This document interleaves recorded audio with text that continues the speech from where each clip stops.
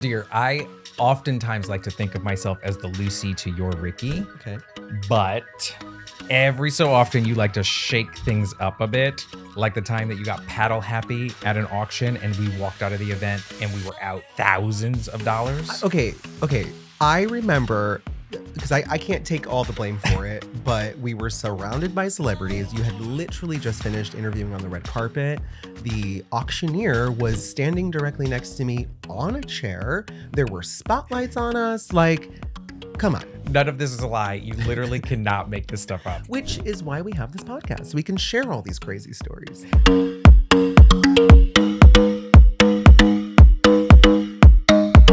Dear. Yes, queer. We're finally here. I know. I can't believe it. We've been talking about this for like 2 years. Yeah, it's been a moment. Well, let's just get right to it because we got a lot to talk about. All right, let's officially. Hello, everyone. Welcome to Husbantr. Husbantr. This is the podcast where we cover everything from relationships and life lessons we picked up along the way. But what makes this podcast different? Well, everything that we've learned, both individually and together, is colored by our lived experience as two queer married men of color. Right. And we've had these incredible conversations about our backgrounds and how similar yet different they are. Mm-hmm. And I want folks to get in on our conversations because I love talking to you. Oh, I love talking to you too. We've been lucky enough to spend the last 20 years together, which is wild. I know we don't look a day over 20 ourselves. But after basically hosting all of these sort of unrecorded conversations, we thought, why not share it, right? Plus, we like to talk. And I feel like here we can't really talk too much because that's kind of the point of having a podcast, right? But I know there's a burning question. Who are we? Ooh, let me do you. Always. Dear, our mothers are listening. They know. Anyways, I couldn't imagine a better co-host than the person sitting next to me, a celebrity makeup artist who's beat the faces of legends like Jennifer Lewis, whose work has been featured on billboards in Times Square, who's done campaigns for Lil Nas X, Zoe Kravitz, and so many others. His creativity is limitless in the kitchen and elsewhere. I'll leave that to your imaginations. My forever co-host, my best friend, my person, Mr. J. Brandon Correa. Oh my God, you make me sound so official. You are. Thank you. And there's no one I'd rather spend my life with and the next 20 minutes with other than my co-host, mi esposo lindo, an award-winning television host, Emmy-nominated producer, queer community leader, and my person. From producing World Pride, the largest LGBTQ plus event in history, to hitting many red carpets, he is someone whose work ethic is unmatched. I mean, just ask Whoopi Goldberg. Oh, I love her. He's my first call whenever there's a need for a celebration or if I need a good cry. And I mean, I can go on and on because I have so much more to say about you, but we got to get on with the banter, right? Okay, so give it up for the host with the most, David Correa. That was so nice. So what should we talk about first? Well, maybe let's start from the beginning. Oh, you love to tell this story, so I'm going to let you kick it off. Okay. All right. So people always ask like, oh, how did you meet your husband? How long have you been together? All of those things. But people always get floored when I say I've known you since I've been about 14 years old. So It's true. I've known you longer now than I haven't, which is kind of crazy if you think That is about kind of that, crazy. right? That's wild. Yeah. So, okay, 14 years old. We went to the same performing arts school. Yep. At different times. At different times. He was a senior while I was a freshman. He came and rocked this cradle. Okay, stop. All right, let me stop. But he was actually dating one of my good friends, Sarah. And we all were like, Sarah, your boyfriend's gay. I am not a golden gay. Basically, we would all go to your house to hang out. And, you know, you and I didn't really talk a lot because you were my friend's older boyfriend. And so it was just like, we didn't talk. But I distinctly remember the day that we came to your house, you were wearing a little t-shirt, like a baseball tee with blue sleeves. Your hair was done in these little curls. If you guys would like to see that photo, well, I have a photo from the time period. You can email us at husbantr@gmail.com. Actually, don't send anyone that picture. Okay, well, but your parents still live in the same house, and I was walking out of the dining room and you were walking into the dining room, and I'm no joke, this is literally like a Lifetime movie. We physically ran into each other. And I think it was probably because like I wasn't paying attention because I was like off lottie dying, and you were probably too like honed in on hosting. I'm always hosting. Right. So we just ran into each other, and I will never forget. It was literally the weirdest feeling, this overwhelming feeling of just knowing came over me. And I knew that you were my person. I knew that like we were going to end up being together, but it just made no sense. I was 14, you were dating Sarah. And so I didn't know what to do with that information, but I just sort of stuffed it in. You know what I mean? I kept it there. I'm not an emotional person. No. So I've seen you cry maybe 3 times, and once with that Passion of the Christ. So there was a nun sitting in front of us at Passion of the Christ. So when you tell this story, sometimes I feel bad because I remember that day vividly. It's definitely a core memory, but it was different for me. Yeah. You remember it as like us bumping into each other in Lifetime movie and sparks flying, and then they do like a whole montage of our future and come back. That's literally what happened. Yeah, that's what you experienced. Yeah. I was hosting, so I did not experience that. But what I did experience, and we talked about this recently, you changed my life that day. Okay. Because you were in the dining room, you were dancing with our friend Danielle, and my parents, very strict, called me into the kitchen. Now, I'm Puerto Rican, so my parents are there, my aunts, my uncles, my cousins, everyone, my sister, my brother, nieces, nephews, everyone is at the house. And my parents call me in front of the entire family and say that you and Danielle have to stop being so touchy-feely. That you guys were dancing together. Touchy-feely with everybody, though. Yeah, you still are. You have to tell Danielle and her boyfriend to stop being inappropriate in our home. And this like wave of courage came over me. I was deeply in the closet. Deep. Like I was behind some boxes in the closet. Behind some boxes. And I said to myself, this is my chance. And I looked at everyone in the eyes and I said, you don't have to worry about him. He's gay. Oh, I know that record stopped. The record stopped. I mean, my parents are completely different people now. They are 110% on board for us. They are our biggest supporters. But at the time, they were shook. And my father said, you got to be careful. That's so contagious. Oh my gosh, I can't.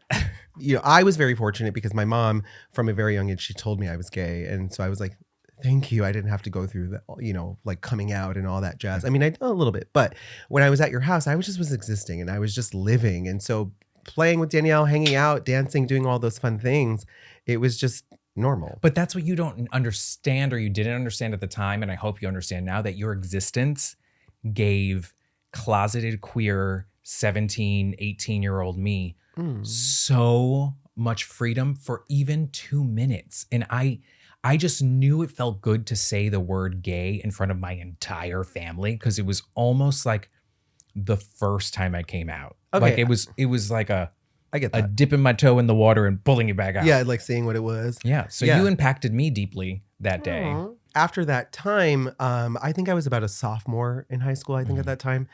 You had gone on to college. I stayed in performing arts school. And I remember you came back to see Sarah in The Wiz. Yeah, I was a big college guy that came home. And I was one of Glinda's hot boys, getting my dance on. And I remember I was dancing and this kid, Felix, totally rolled the wrong way and threw me into the scenery. And like when I say threw me into the scenery, I mean literally I fell into tall trees and like paper mache things and everything came crashing down. It was absolutely embarrassing and ridiculous and it was out of control. But what did I do? I got back up and I Glinda hot boyed off the stage. And I was cackling in the audience. I'm sure I mean, the whole audience was cackling. You somehow became the star of that show. I mean, destined. But anyways, so afterwards we were all hanging out and I remember you go, how about that kid that fell into the scenery? And everyone was like, oh. And I was like, hi, that was me. Tee-hee-hee. And obviously I had a crush on you. So like I was like beyond mortified. And it was a night I won't forget. It clearly is a core memory. It is. And I remember distinctly thinking to myself, he is so cute. But I was so closeted still. Yeah. And then it took several years for us to be apart because, again, we weren't really friends. No. And it happened to be Sarah, my ex. Yeah, she was the one that had the bright idea. Yeah, we were no longer together. I had been out of the closet for a couple years at this point, living in New York. You were still in school back home. I was the big man on campus. And she was like, I have this great idea. I don't know if you remember him, but Jay Brandon is single. You're single. You're both gay. You guys should meet up. And I was like, yeah, cute little black boy that I remember. Absolutely. Let's do this. I don't remember. I don't remember what Sarah said to me to get me to go. But I do remember we both hung out together. It was like a weird date at the mall. Which, why did we do that? But anyways, because we were kids. 18. Yeah, kids. So we hung out at the mall all day. And then we both spent the night at Sarah's house. Which is so strange that our first date ended and culminated.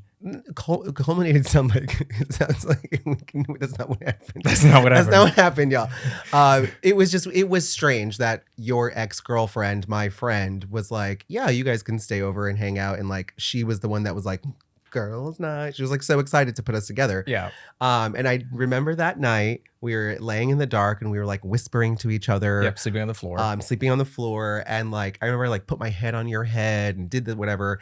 But this part, this is ridiculous. I distinctly remember in the dark, like our faces were almost there. Our noses were touching.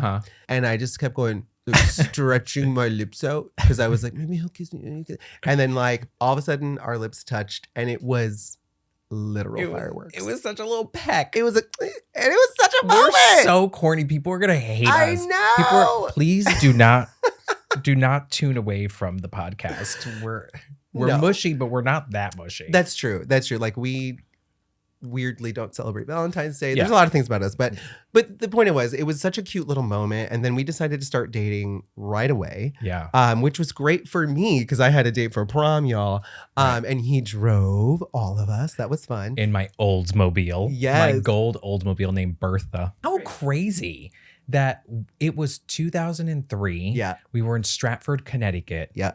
And you were brave enough to go to your high school prom with a guy. I was so scared. I will tell you a couple of things happened. One, when I bought our tickets, I remember we had to write down your name, obviously, and then the person you were bringing. And I wrote down your name and they were like, oh, that's a guy.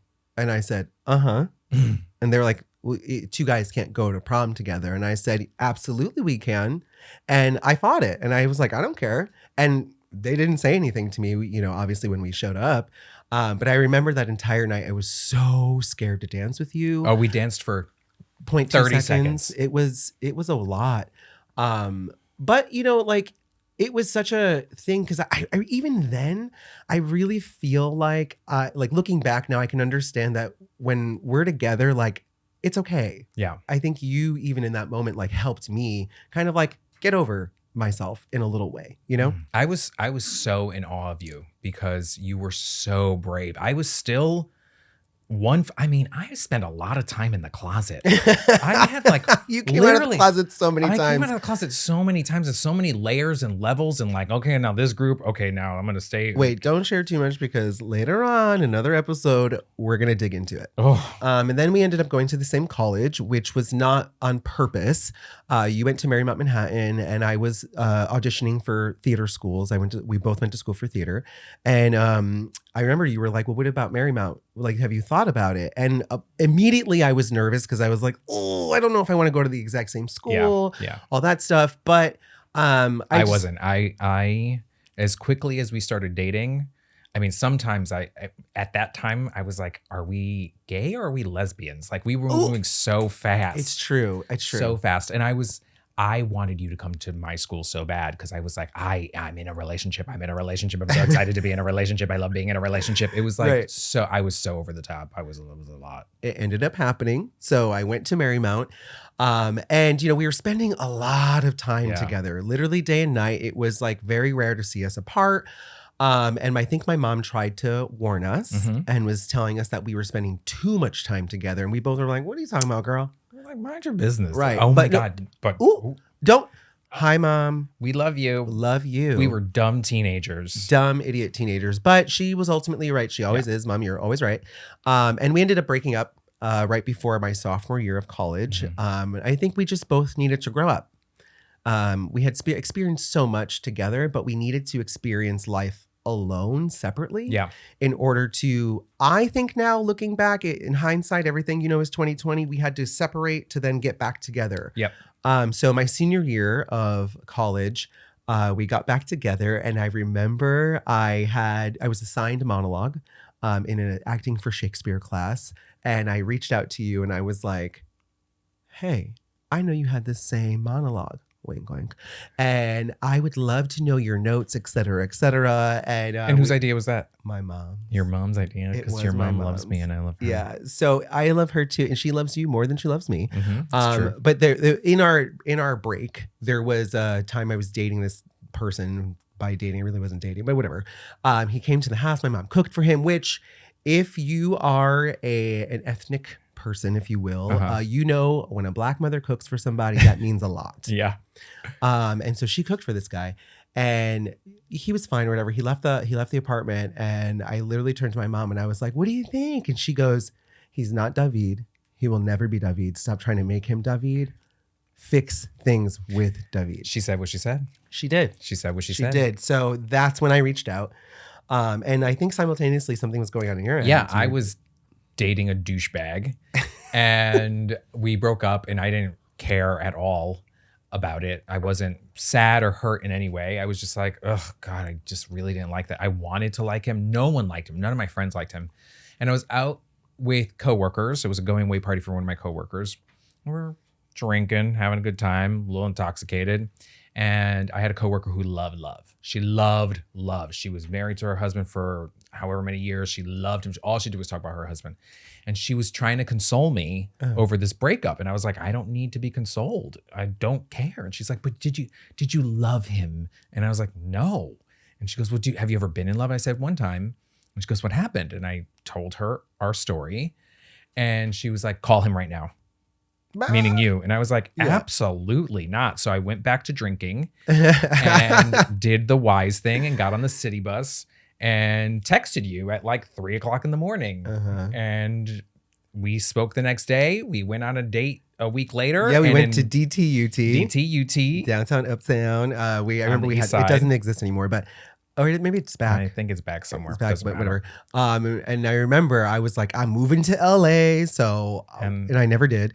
And I was like, move to LA because I was a different person. That's right. I wasn't so committed to being clingy. I get it. Yeah. I was like, I had lived on my own for 2 years as an adult outside of school. I was no longer in school. And so I'd grown a lot in 2 years. And I was like, okay, if you go to LA, then go. I was like, also know that like, I'm not going to be up your ass this whole time, this time around, because I, again, am my own person and I have my friends and I want to continue to grow in that fashion. Yeah. But in pure us lesbian form, we started dating immediately. We literally did. Went on one date and we were back together. What do you wish you had known back then? We've been together 20 years, but what do you wish you had known in the early stages of our relationship? I wish I knew from the very beginning that when you and I are together, we're absolutely safe.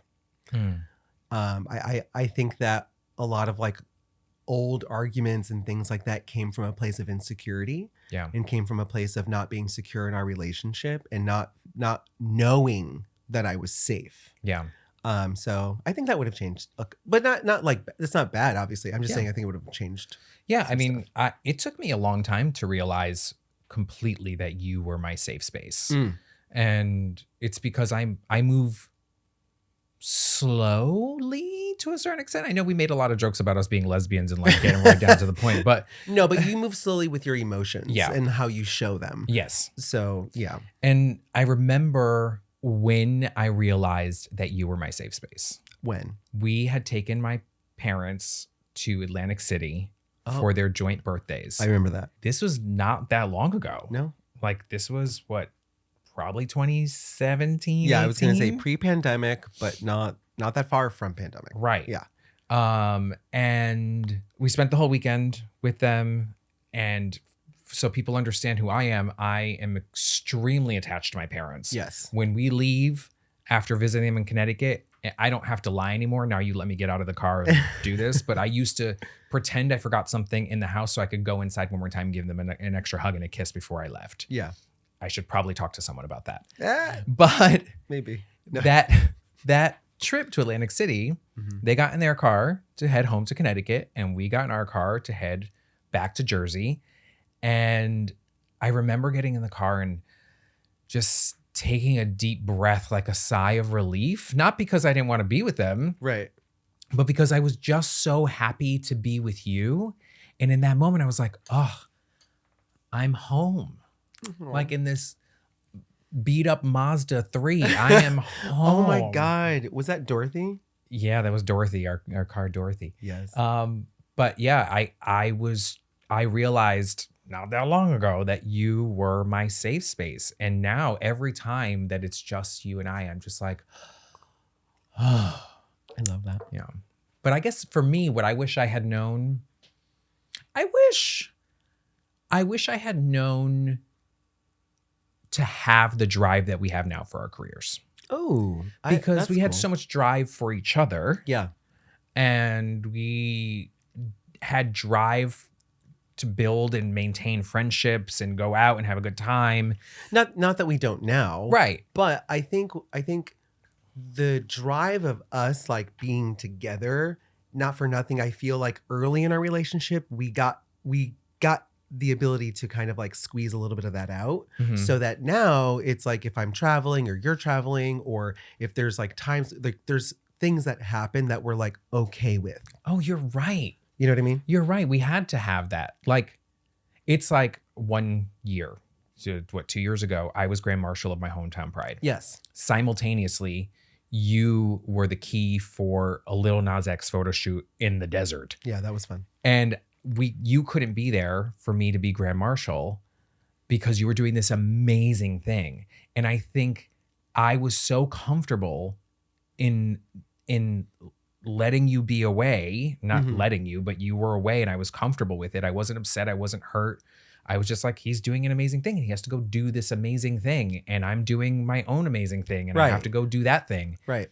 But if we had rewound that and placed that when we were in our 20s, I think I would have been butthurt that you weren't there. And honestly, I think I would have been butthurt that I wasn't there, because I really like to try to do everything I can, you Mhm. know, but like being able to both of us kind of separate and do the things on our own, it allowed me to really focus on that job, Yeah. and like do it to the best of my ability. And it was like, you know, one of my first big jobs for working with YSL, and like really kind of like proving that this is something that I do and that's Yeah. something that I can do. And I think knowing that we were comfortable and knowing that like I had your full support and you weren't upset with me in any stretch of the imagination for not being able to see you be the Grand Marshal of like your hometown, which is such a big deal. Mm. Like it allowed me to really also understand that like 100%, obviously you're my person. Like this makes sense, you know? Yeah. And I got to be proud of you from afar. From was it an Escalade that would pick you up every morning and Yes! drive you to the desert to go Listen. hang out with Lil Nas X? Listen, Is that what happened? Yeah, he was. I did wild. not get an Escalade to Bridgeport Pride. No, you didn't. So I guess I'm going to take my answer back. Okay. I think the drive was the drive that it was supposed to be. Yeah. And now we have this drive in our careers because we are confident enough to do so without putting our relationship at risk. Yeah. So I think I'm going to change. I wish that I knew how to properly prep for Shebang Bang Digger. Oh my word. You got to manscape and take care of all the business. I was young. I didn't know what I was doing. Yeah, No, I'm sorry. I'm like speechless over here. We started this thing out with a little joke about sex, and you're like, our little mothers are listening and all that stuff. And now you over here talking about prepping and all the types of I things. mean, it's if You this is play coy. this is a gay podcast. Uh-huh. People have to know that there is work to be done. You're like, if this is a gay podcast, people have to know we are gay.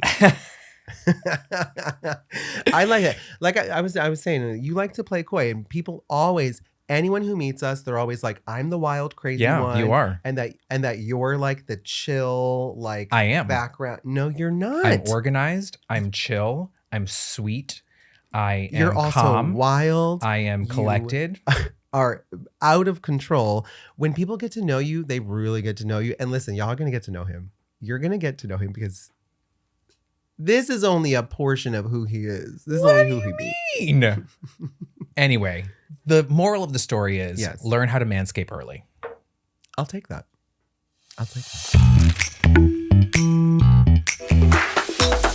Okay, we want our audience to really get to know us, so it is time for a quick round of Husbantr Hot Takes. Husbantr Hot Takes. Ooh, that's like a new theme song. You're welcome. I will start. Yes, okay. Which of the two of us is the bigger dreamer? Me. Yes. I think that's pretty easy. That's really easy. Yeah, I definitely think big. People always ask me, like, because I'm very big on manifestation. You know this. I can be very woo woo. I can. I'm learning. Yes, you really are. I'm learning. I'm getting better. You are, and I tell people all the time that I always think as big as I'm able to, and then I say, okay, the Jay Brandon that lives in that version of myself, what did he do to get to where he is? And then I work back. I come from a long line of warriors. Yes, you do. So I am trying to remove that generational curse of worry. Yes. I think you're getting good. I'm getting much better. Yeah. My New Year's resolution this year was to allow the big dream. I love that. What is a marriage deal breaker? Oh, that's easy. My mom always said it. When you marry someone, you're marrying the whole family. So you got to be good with people I'm good with. Now, I'm not good with everybody in my family. So you don't have to be good with those people. You know who you are. You know who you are. I agree with you. I do think that the way you interact with my mom, like if it was a no-go there, then I don't know if that's like enough. It wouldn't work. It wouldn't work. It wouldn't work. It really wouldn't work. So I agree with you. I do think that is a marriage deal breaker. I would say a marriage deal breaker is a lack of support for one another. Because I feel like a lot of things I've gotten to do because you support me. I do see other couples out there who, like, when someone does something and they achieve something great, the spouse is not super supportive. Yeah. And so, like, that lack of support, I just don't know if I'd be able to exist in a relationship without that. 100%. I mean, I'm currently pursuing my career because you support me and doing it.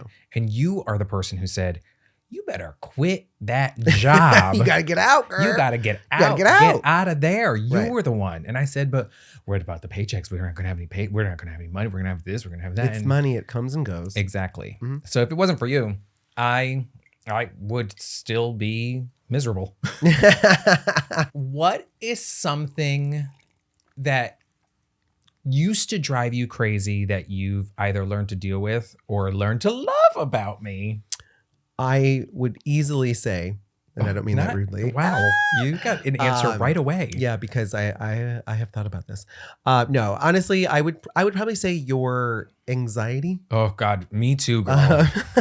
Except I haven't learned to love it. No, but your anxiety around anxiety, your anxiety around anxiety. But honestly, like your anxiety around, organization and things like that, because I think at first in our relationship, I'm a very creative, all over the place, person where you walk into a room and it looks like a bomb hit, but I know where everything is. You agree?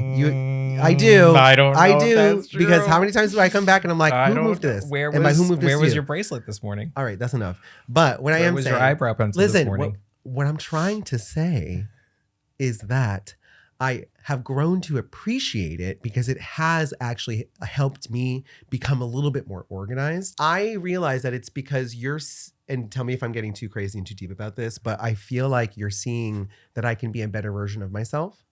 And so for me, it makes me go, oh, he's not nitpicking. He's just giving me a tool to help me become a better version of myself. I love that. I will agree because that is a beautiful way to put it.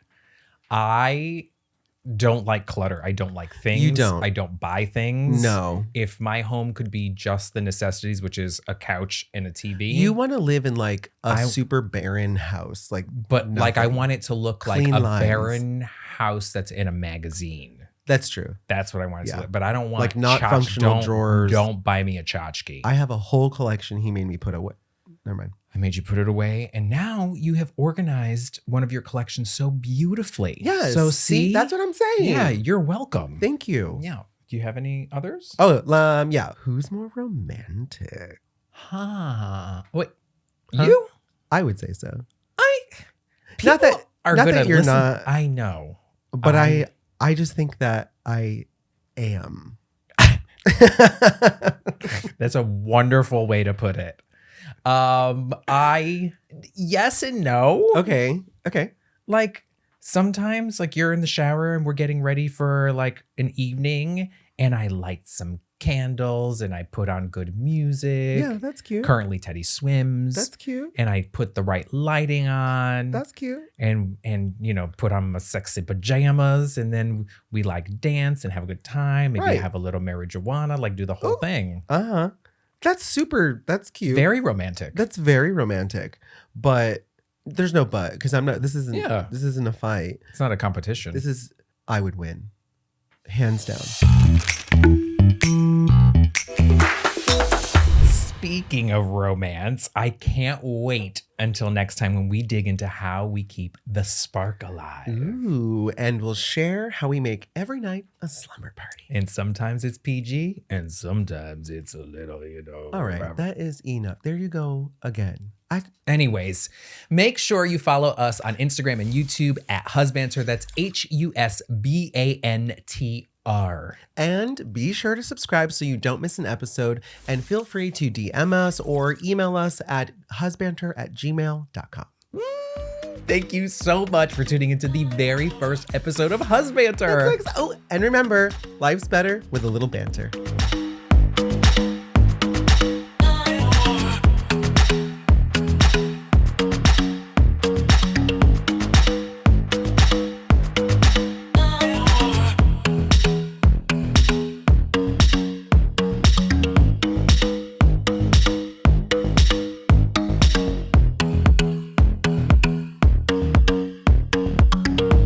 Husbantr is hosted, written, and produced by David and J. Brandon Correa. And our theme song is Snap Bracelet by Brain Tan. You can check them out on Instagram at brain__tan.